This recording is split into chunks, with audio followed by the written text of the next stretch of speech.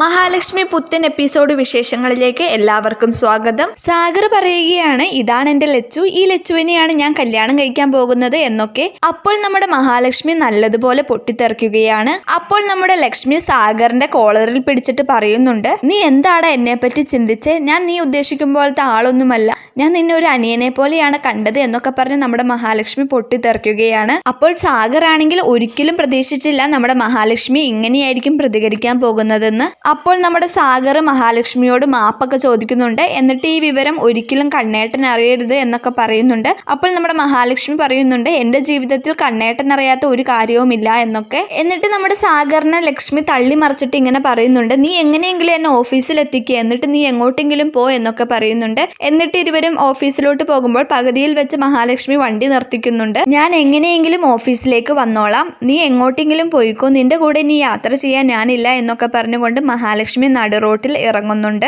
അപ്പോൾ നമ്മുടെ മഹാലക്ഷ്മി പോകുന്നത് മഹാലക്ഷ്മിയുടെ അമ്മയെ കാണാനായിരിക്കും. അമ്മയുടെ അടുത്ത് നടന്ന കാര്യങ്ങളെല്ലാം നമ്മുടെ ലക്ഷ്മി പറയുന്നുണ്ട്. അപ്പോൾ ആ അമ്മയ്ക്കും വളരെ സങ്കടമാകുന്നുണ്ട്. പിന്നീട് ലക്ഷ്മി ക്ഷേത്രത്തിൽ പോയിട്ട് തന്റെ സങ്കടങ്ങളെല്ലാം ആ ദേവിയോട് പറയുന്നതാണ് കാണിക്കുന്നത്. അപ്പോൾ തന്നെ നമ്മുടെ ദേവി മുത്തശ്ശി അവിടെ പ്രത്യക്ഷപ്പെടുന്നുണ്ട്. ശേഷം ദേവി പറയുന്നുണ്ട്, ചിരിച്ചുകൊണ്ട് നമ്മുടെ അടുത്തോട്ട് വരുന്നവരെ ആരെയും വിശ്വസിക്കരുത് എന്നൊക്കെ. പിന്നെ പറയുന്നുണ്ട്, മോൾക്ക് കിട്ടാവുന്നതിൽ വെച്ച് ഏറ്റവും നല്ല ഭർത്താവിനെ തന്നെയാണ് മോൾക്ക് ഇപ്പോൾ കിട്ടിയത് എന്നൊക്കെ പറയുന്നു. ശേഷം നമ്മുടെ ദേവി ഒരു വാണിംഗ് കൂടി നമ്മുടെ മഹാലക്ഷ്മിക്ക് കൊടുക്കുന്നുണ്ട്. അത് വേറൊന്നുമല്ല, നിങ്ങളുടെ കുടുംബത്തിൽ ഒരു അപകടം ഈ അടുത്ത് ഒരാൾക്ക് ഉണ്ടായിരുന്നില്ലേ എന്ന് ചോദിക്കുമ്പോൾ ഉടൻ തന്നെ ലക്ഷ്മി പറയുന്നുണ്ട്, ശരിയാണ്, അത് ഞങ്ങളുടെ കസിൻ ആണെന്ന് പറയുമ്പോൾ ദേവി പറയുന്നുണ്ട്, അയാൾ ഈ സാഗറിനേക്കാൾ സൂക്ഷിക്കേണ്ട ഒരാളാണെന്ന് മുന്നറിയിപ്പ് കൊടുക്കുന്നുണ്ട്. ഇത് കേട്ട ഉടനെ നമ്മുടെ മഹാലക്ഷ്മി ഞെട്ടി നിൽക്കുന്നുണ്ട്. പിന്നീട് നമ്മുടെ സാഗർ മേഘനാഥനെ കാണാൻ വരുന്ന രംഗത്തോടെയാണ് എപ്പിസോഡ് അവസാനിക്കുന്നത്.